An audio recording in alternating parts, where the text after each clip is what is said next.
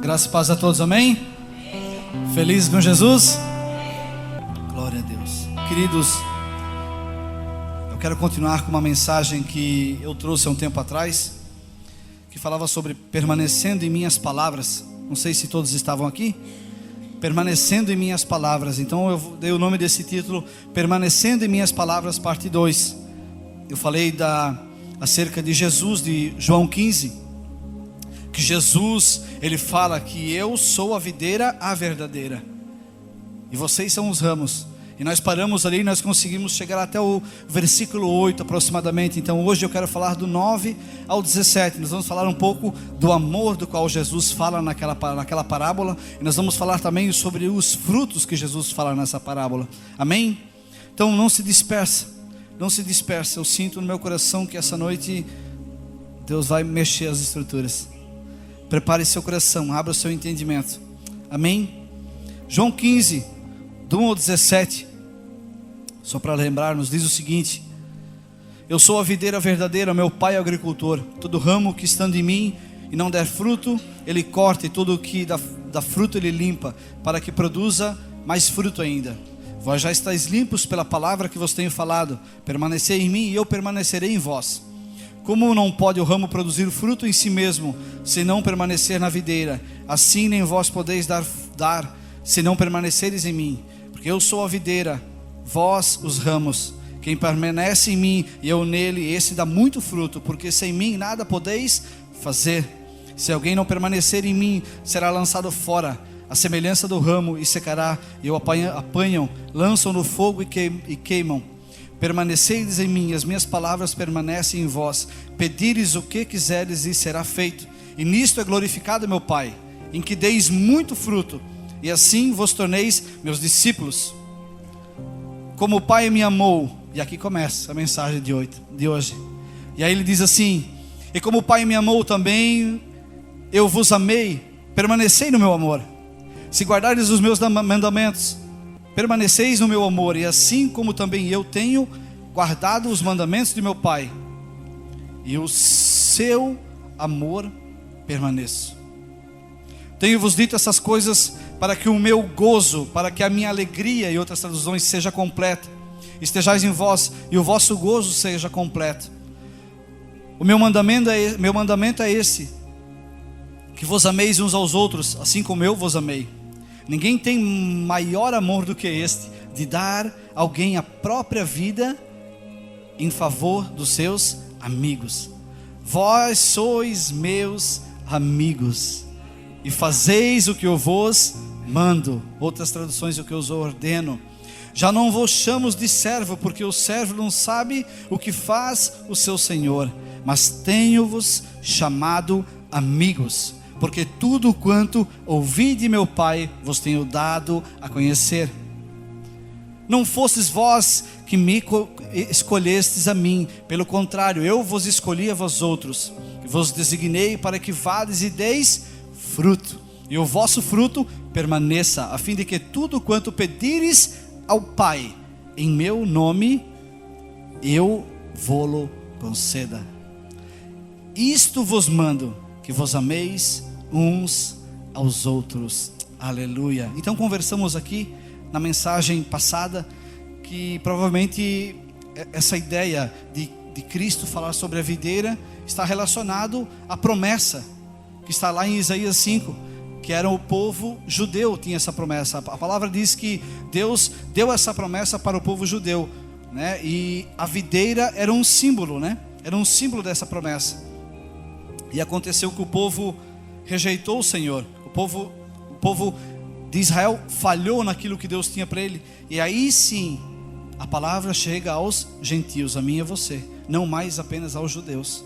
E aí Jesus fala: agora eu sou a videira verdadeira. Se vocês permanecerem em mim e eu em vocês, vocês darão muito fruto. E ele começa falando assim. Então, quando ele passou pelos umbrais, pelos portões, ali em João 15, provavelmente ele viu aquela videira esculpida, porque era um sinal da aliança do povo de Israel com o Senhor. Então ele começa falando isso. Mas agora nós vamos entrar no assunto lá do 9 em diante. Como eu falei para vocês, nós começamos essa mensagem, né, uma mensagem antes, e nós fomos mais ou menos aproximadamente até o 8. Então você que quer ver essa mensagem na totalidade, né? Acesse o nosso canal no YouTube. Aí você verá tudo. Lá está tudo. Amém? Então, o fruto do Espírito é o amor. O fruto do Espírito é o amor. É isso que Deus está buscando na sua igreja. A manifestação do amor. Deus está procurando na sua igreja a expressão completa do amor. Ele não quer apenas expressões verbais, mas Ele quer expressões com atitudes. Porque não apenas em expressões verbais é o que vale, mas em atitudes. Como se eu estivesse com a Sandra, como se eu fosse casado com a Sandra e eu falasse para ela: amor, eu te amo, amor, eu te amo, amor, eu te amo, e amor, eu te amo. É só na palavra, mas tudo aquilo que eu falo na palavra eu não cumpro, eu não executo, eu não manifesto com ela, ao lado dela. Eu fico apenas só de palavra e não na manifestação. Eu não ajudo ela em casa, eu não faço nada por ela, eu só falo a palavra e eu não faço aquilo que eu preciso fazer com ela. Então é mais ou menos isso. Então Deus, Ele quer que nós expressemos o amor dEle para as pessoas, mas não apenas em palavras, mas também em atitudes. Quantos estão entendendo? Então nós precisamos não só de palavras, mas também com atitudes, expressar o amor de Deus sobre a terra. O fruto do Espírito é o amor, e a característica do amor é a alegria. Quem ama é alegre. E um dos frutos do Espírito também é a alegria. E por muitos anos houve esse tipo de pensamento sobre a igreja, que diz mais ou menos o seguinte: quanto mais cara fechada o pastor é, mais unção ele tem. Era assim, eu escutei muitas vezes: aquele homem, olha a cara dele, esse homem carrega uma unção. Não, gente, não é isso. Isso está sendo, isso é uma mentira. Se a Bíblia diz que um dos frutos do Espírito é a alegria, por que eu vou estar de cara fechada? Então deixa eu falar um negócio para você: sorria mais. Essa cara aí fechadona assim, sorria mais. Sabe por quê? Porque você é um fruto do Espírito. Então você precisa sorrir mais, você precisa dar mais gargalhadas. Então não é assim essa cara fechada. Quanto mais cara fechada e mais fechado, mais unção. Não. Um dos frutos, uma das manifestações de permanecer em Cristo é a alegria. E eu e você precisamos ser alegres. Amém? Então o salmista diz o seguinte: na tua presença a plenitude de alegria. O salmista fala isso. Na tua presença a plenitude de alegria. Não, talvez vocês não entenderam. Vamos ler. Salmos 16, do 9, diz o seguinte: 16, olha, diz assim, alegra-se pois o meu coração, e o meu espírito exulta, até o meu corpo repousará seguro. Ei, quanto mais alegre você for, melhor vai ficar para o seu corpo. Está ali. Quanto mais feliz você for, mais o seu corpo vai repousar. Amém? Pois não deixarás a minha alma na morte, nem permitirás que o teu santo veja a corrupção, o pecado. Tu me farás ver os caminhos da vida. E aí ele diz o seguinte: na tua presença a plenitude de alegria, na tua destra delícias perpetuamente, diz o Senhor. Jesus fala da sua alegria, da alegria na qual ele carregava. Mas interessante que ele fala da alegria antes de ir para a cruz. Logo depois disso ele vai para a cruz. Então que coisa doida, né? Jesus fala: permaneçam em mim e eu permanecerei em vocês, para que a sua alegria seja completa, assim como a minha alegria é. Mas ele estava indo para a cruz, ele estava indo morrer. O que eu entendo com isso aqui? O autor de Hebreus, lá em Hebreus 12, 2, ele fala o seguinte: tendo os olhos fitos em Jesus. Olha o que o autor de Hebreus fala: tendo os olhos fitos em Jesus, o autor e consumador da nossa fé. Jesus, o autor e consumador da nossa fé, tendo os olhos fitos nele, ele diz o seguinte: pela alegria que lhe fora proposta. Pensa, Deus falando para Jesus: agora você vai para a terra e você vai morrer por causa do pecado do meu povo, porque meu povo não tem mais salvação. E aí diz o seguinte: e pela alegria que lhe fora proposta, suportou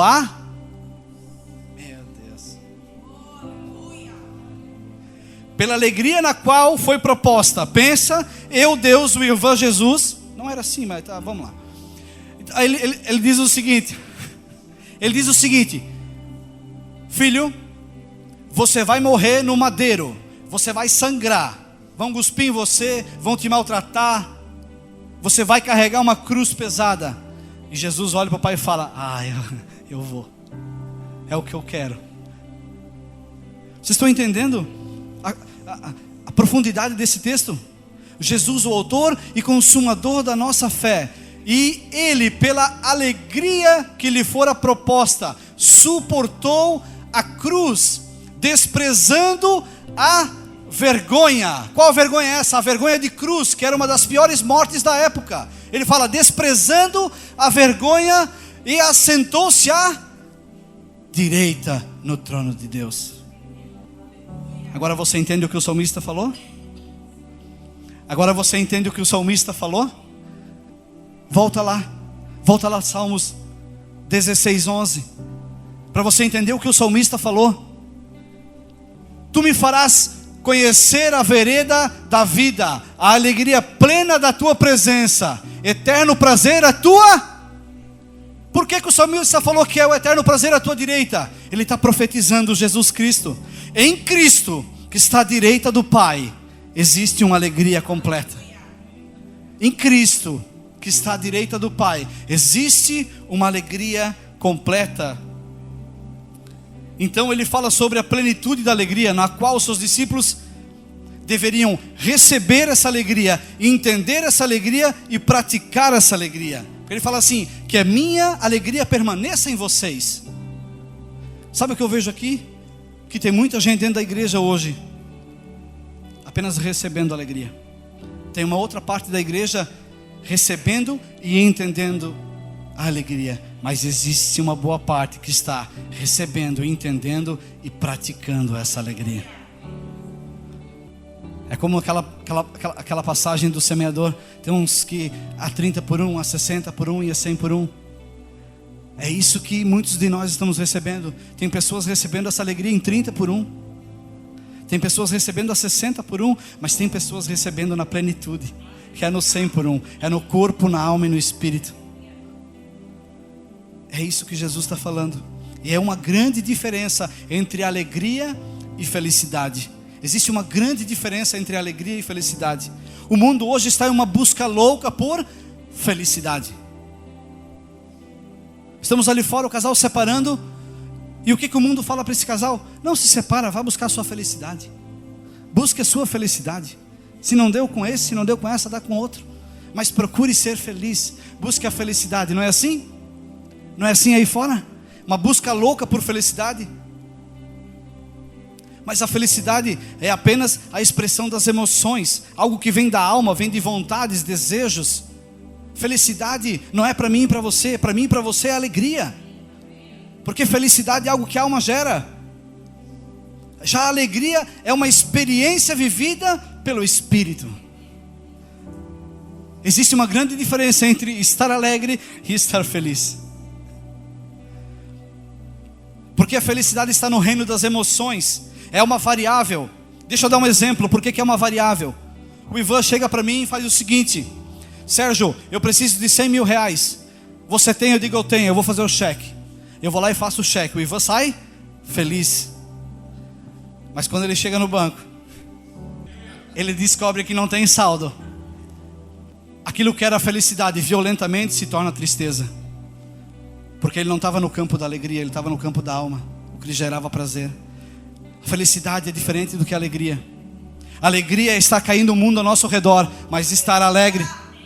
A alegria é estar suportando dificuldades, mas estar firmados na palavra, porque eu sei que eu tudo posso naquele que me fortalece.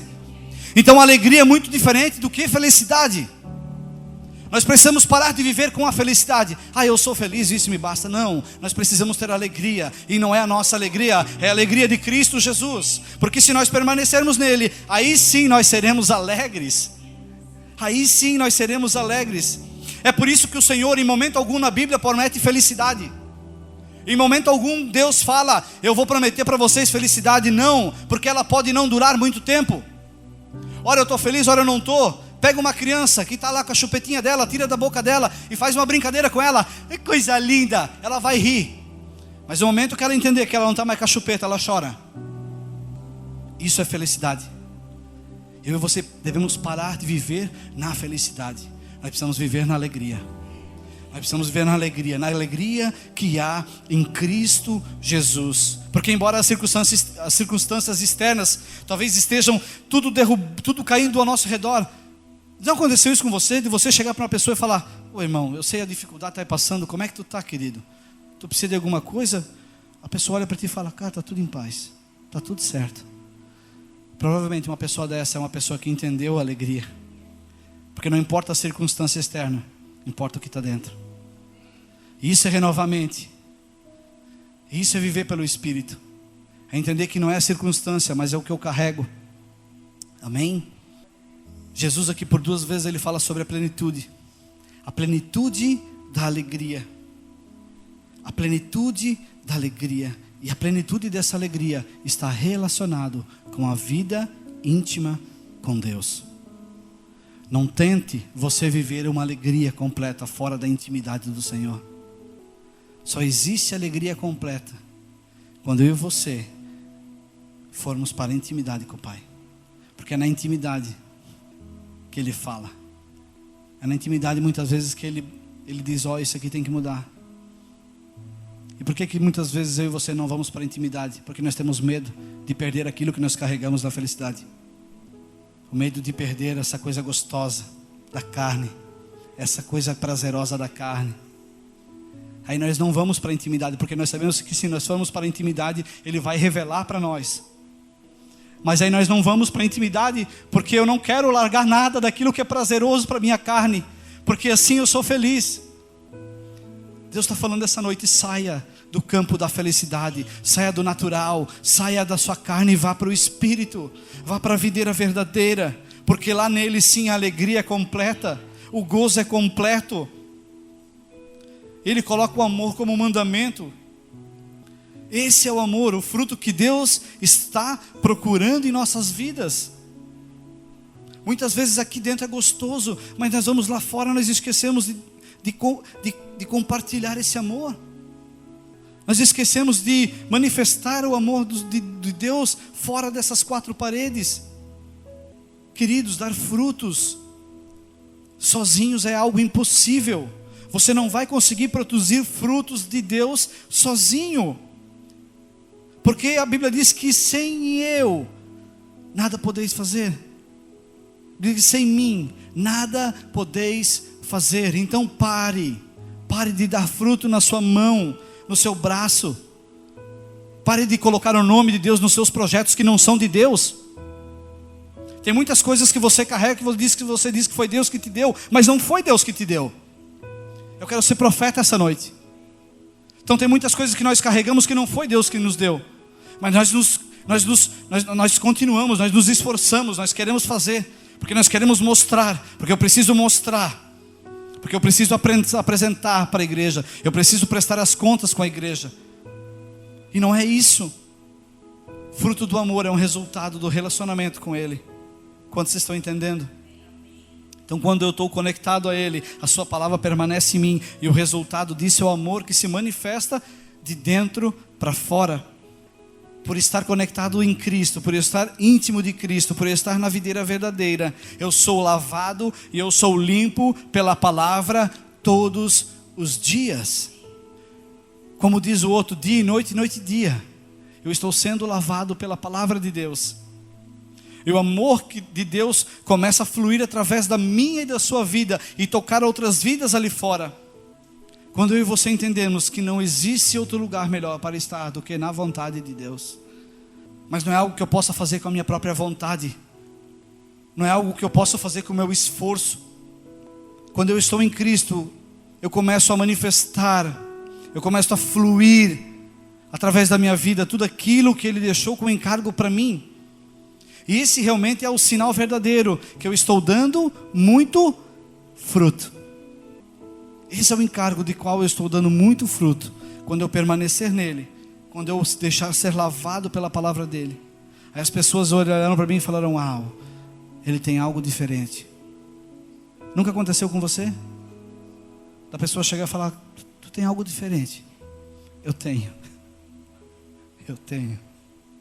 Eu nunca me esqueço. Um dia eu fui ver uma obra com um cliente, e eu do lado dele, nós conversamos acerca de algumas coisas. Ele olhou para mim e falou: tu tens algo de diferente, Sérgio. Aquilo me impactou. Eu falei: por quê?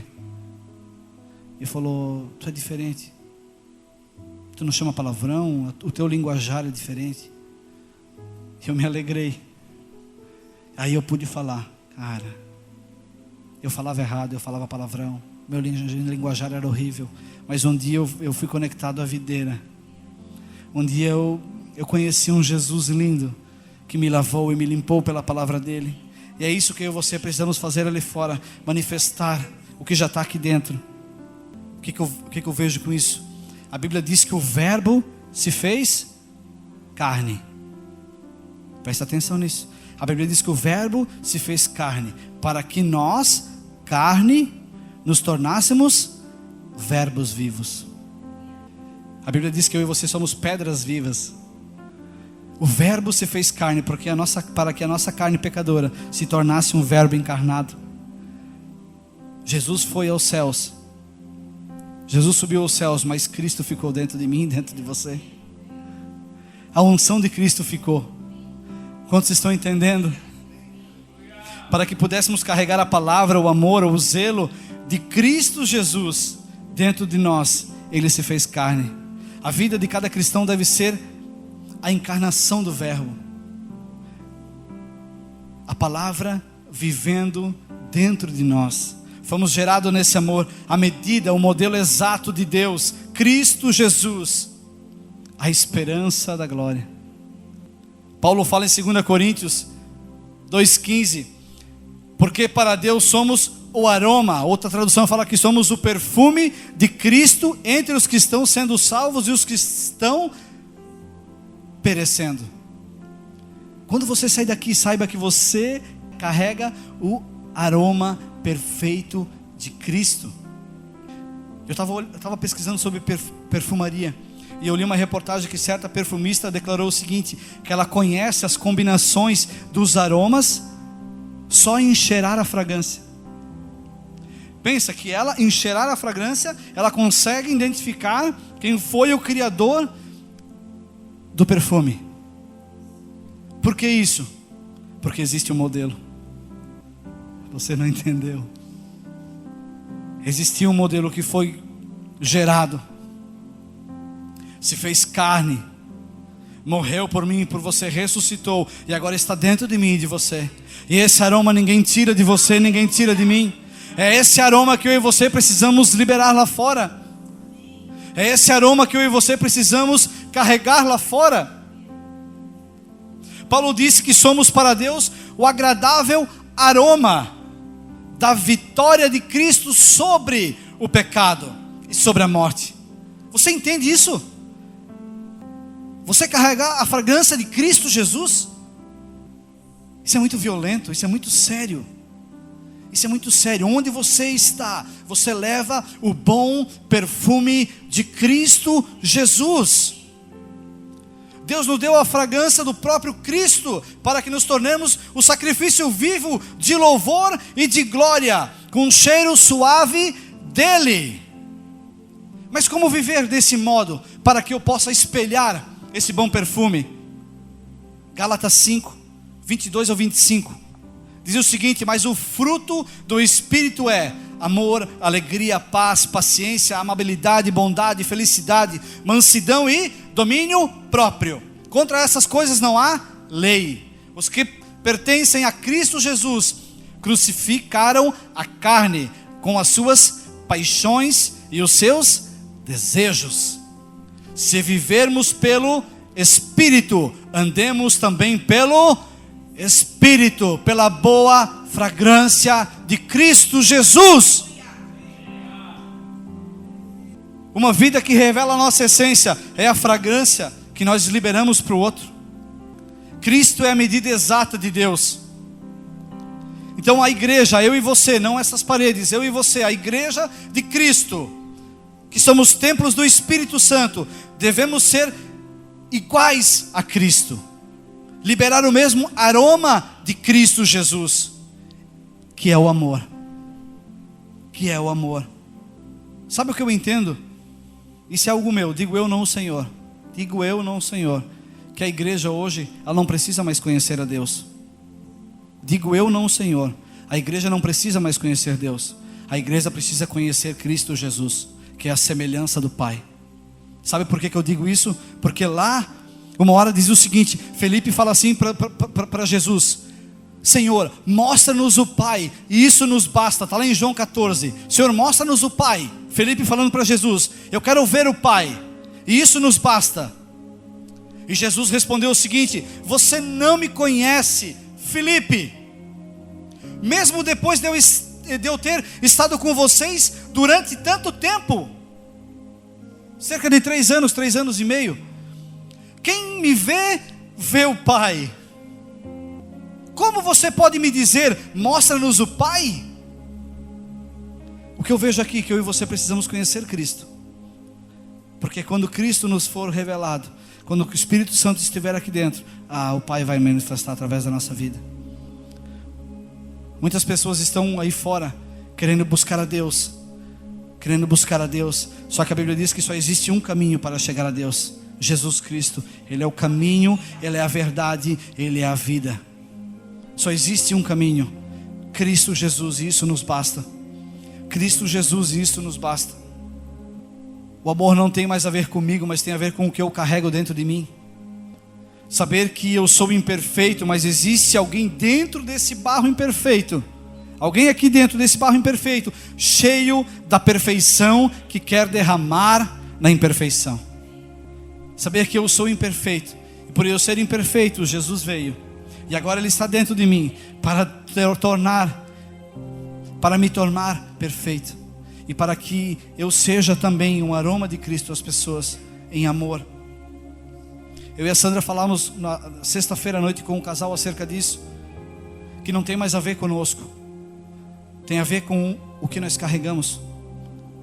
Porque Jesus certa feita falou o seguinte: se alguém quiser me acompanhar, se alguém quiser seguir-me, negue a si mesmo, tome a sua cruz e siga-me. Tomar nossa cruz é levar a obra de Cristo. Muitas pessoas estão pensando, estão entendendo que carregar a sua própria cruz é um fardo, é um peso. Não, eu estou carregando a minha cruz na igreja, eu estou sofrendo nessa área porque eu estou carregando a minha cruz. Não, isso é mentira. Quando Ele fala que se você quer vir após mim, negue-se a si mesmo e tome a sua cruz e ande, Ele está falando: pega esse teu barro imperfeito, essa tua carne, que é desejo, vontade e emoções, deixa de lado e pegue tudo aquilo que Cristo deixou sobre a terra e vá. Isso é carregar a nossa própria cruz. Carregar a nossa própria cruz. Levar as pessoas à cruz, a conhecer a cruz. Nós precisamos manifestar o amor de Cristo sobre as pessoas. Quantas pessoas eu já escutei falar o seguinte: meu, Sérgio, está pesado essa semana, estou carregando uma cruz. Meu Deus, que cruz é essa pesada? É do Satanás essa cruz aí? Essa cruz aí não é de Cristo. A Bíblia diz que o meu jugo é leve. Tem muita gente carregando cruz que não é a cruz de Cristo, e está morrendo por causa disso. Cristo é leve, Cristo é amor, é leveza.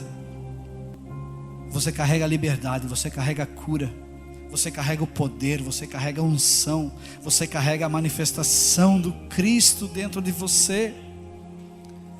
Romanos 8 fala o seguinte, 19: por isso a criação aguarda ansiosamente a manifestação dos filhos de Deus. A criação pensa que Deus fez tudo pela sua palavra. Ele falou: haja e ouve. Tudo aquilo que Ele criou, tudo que Deus criou, tudo que Deus criou, animais, plantas, tudo, mar, terra, anseia, diz a palavra. A criação anseia a manifestação dos filhos de Deus. Então eu e você precisamos nos manifestar em amor. Por que isso? Porque Deus olha para mim e para você e vê a perfeição. Ele vê a perfeição, o Cordeiro perfeito em nós, a expressão que está dentro de nós e que precisamos colocar para fora. Nós precisamos manifestar isso, porque a palavra diz que sem mim nada podeis fazer. Então existe uma voz que ecoa, como nós cantamos nessa música, como um eco. Existe uma voz dentro de mim que ecoa dia e noite e dia. E essa voz também existe dentro de você, que ecoa dia e noite e dia, que é uma voz do Espírito Santo, que clama que todos os dias eu e você precisamos carregar o perfume de Cristo, o amor de Cristo. É isso que o Espírito Santo clama dentro de nós. Muitas pessoas hoje não são movidas por dentro, não são movidas pelo Espírito Santo, porque ainda estão muito ligadas por fora, estão muito naturais ainda, muito terrenas, e por isso não deixam ser guiadas pelo Espírito Santo de Deus. O que nós precisamos é deixar que o Espírito Santo nos guie. Saber que talvez hoje alguém precisou da sua palavra. Saber que talvez amanhã alguém vai precisar do seu zelo, do seu amor, daquilo que você carrega dentro de você, lá no seu trabalho, lá na sua empresa, onde quer que você esteja. Saber que você leva a melhor mensagem do mundo. Cristo em mim, a esperança da glória. Cristo em mim, a esperança da glória. Como negar a si mesmo e tomar a sua cruz? Muitas pessoas ainda estão buscando bênção na igreja. Muitas pessoas ainda estão buscando a bênção de Deus na igreja. Mas o que nós precisamos buscar aqui na igreja não é mais a bênção do Senhor. Ela já nos foi dada, a medida exata da perfeição, Cristo Jesus. Então você é uma bênção. Você é uma bênção. Você não precisa vir buscar uma bênção. Você não precisa vir para a igreja para agarrar uma bênção. A bênção, ela não está no ambiente. A bênção está dentro de você. E ela precisa ser manifestada dentro de você. Ela precisa ser liberada dentro de você. Você precisa declarar. Deus fez tudo pela sua palavra, então você precisa declarar. E aí sim sua vida se tornará uma bênção. Nós precisamos negar a carne para manifestar o Espírito. Até porque bênção não é uma coisa que nós pegamos. Bênção é uma posição na qual eu entro. Eu vou para a igreja porque hoje eu vou receber uma bênção. Hoje Deus vai dar a vitória. Não, Deus já deu a vitória. Deus já é uma bênção. Entender que bênção não é algo que eu pego, é uma posição na qual eu entro. Que tudo fora disso é engano, é mentira. Até porque Deus não quer uma igreja que dá algo para Ele. Deus não precisa de uma igreja que dê para Ele. Ele é dono de todo ouro e toda prata. Eu e você fazemos isso como reconhecimento e para alcançar as outras pessoas. Mas Deus não precisa de alguém que dê para Ele. Deus precisa de alguém que se doe por Ele. E aí eu pergunto, e você não precisa responder: o quanto eu e você estamos nos doando para a obra de Cristo? Quanto tempo o Espírito Santo está aí dentro, quietinho, sem ser manifestado, porque estamos muito na carne ainda? Nós precisamos entender. Nós precisamos entender o que Deus quer. E o que nós precisamos entender como igreja, que hoje aqui dentro desse lugar existem dois tipos de igreja: a igreja de Marta e a igreja de Maria. Existem dois tipos de igreja em nosso meio: a de Marta e de Maria. E quando eu falo disso, eu falo de pessoas como Marta e pessoas como Maria. Pessoas como Marta, que precisam fazer e mostrar: não, eu vou fazer porque eu vou provar que Deus é comigo. E existem pessoas como Maria, que entenderam que tudo nasce aos pés de Cristo. E aí Marta vem, e geralmente quando alguém se levanta para acusar alguém, é a Marta falando contra Maria. Geralmente quando alguém acusa alguém aqui dentro da igreja, em qualquer igreja ali fora, é uma Marta falando de uma Maria. Alguém que acha que é pelo servir e não por aquele que está aos pés. Senhor, eu estou aqui fazendo tudo, preparando tudo, mas Maria está aí e não me ajuda. E Jesus fala: Marta, Marta, oh Marta, uma coisa basta. E Maria escolheu a melhor parte. E Maria escolheu a melhor parte, que é começar aos pés. É começar aos pés do Senhor. E a palavra diz que Maria, sua irmã, ficou sentada aos pés do Senhor, fazendo o quê? Ouvindo a palavra. Quando eu ouço a palavra, quando eu vou aos pés de Cristo. Quando eu vou aos pés de Cristo é que eu ouço a palavra. Marta quis condenar Maria. Por isso que Paulo falava na igreja de Coríntios o seguinte: vocês têm muitos dons, Dons não lhe faltam, mas falta uma coisa: o amor. Porque quando é hora de ceiar, para lembrar o corpo de Cristo, para lembrar a obra de Cristo, uns se empanzinam e outros ficam sem comer nada. E vocês fazem errado. Embora tendo muitos dons, vocês estão fazendo errado, porque vocês não são um corpo coletivo. E quando falta um membro de um corpo, não funciona 100%. E aí Paulo fala o seguinte: e por isso há entre vocês muitos fracos, doentes e que dormem. Fracos na alma, doentes no corpo e dormindo no espírito. Porque não entende o sentido de coletividade, o sentido de amor. O que Deus está tentando falar para mim e para você essa noite é que tudo parte do amor. Sem amor, nada adianta. Nada adianta sem o amor. Tudo começa através do amor. Sabe o que eu vejo para nós terminar? Que eu não sei quem falou aqui, mas foi aqui, eu não lembro qual foi a pessoa, mas eu peguei muito forte para mim. A pessoa falou o seguinte: o nosso problema é que nós oramos: Senhor, abençoa o meu caminho, Senhor, o meu caminho lindo, olha aqui da carne, olha meu caminho da carne, meu caminho gostoso da carne, abençoa meu caminho, Senhor. Mas a nossa oração não é essa. A nossa oração é: Senhor, me coloque nos teus caminhos, me coloques nos teus caminhos, me coloque nos teus caminhos, porque os caminhos de Deus são os melhores que os nossos caminhos, assim diz a palavra. Então a nossa oração, ela precisa mudar. O nosso jeito de viver como cristão. Você tem que parar de ser evangélico. Eu preciso parar de ser evangélico. Eu fico louco quando alguém fala: tu é evangélico. Não, não sou evangélico. Eu sou filho. Porque o evangélico é o IBGE que diz que eu sou. Então tem muito evangélico que precisa ser filho. Evangélico não manifesta o amor de Cristo, mas filho manifesta o amor de Cristo. É isso que eu e você precisamos ser: filhos de Deus. Filhos de Deus. Precisamos ser uma igreja na qual fez o bom samaritano. Lucas 10, 30 ao 37. Presta atenção.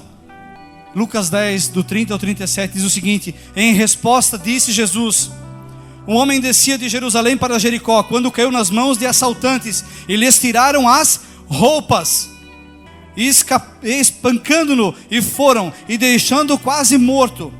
Quando fala de tirar a roupa aqui, fala de uma cobertura. E tiraram a cobertura dele. E Satanás veio e tirou o que ele tinha. E aí ele falou assim: e aconteceu que descendo pela mesma estrada um sacerdote, um evangélico, veio um evangélico, um sacerdote, quando viu o homem, passou para o outro lado.